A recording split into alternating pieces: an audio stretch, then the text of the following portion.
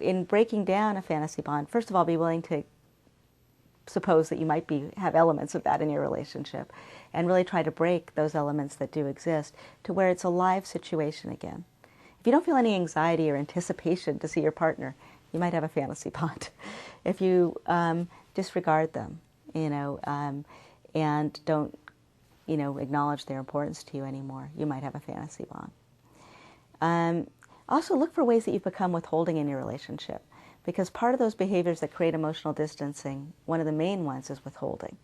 And that means holding back traits that your partner particularly valued or loved about you, that you're not doing those things anymore. If they loved your long hair, you may have cut your hair short. If they loved taking walks with you on the beach, you don't have time for that kind of thing anymore. If they loved listening to music with you, you're not sharing that any longer.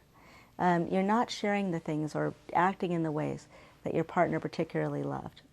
And reinstituting some of those behaviors can be an important way to get back to being close, to have a more loving feeling in the relationship.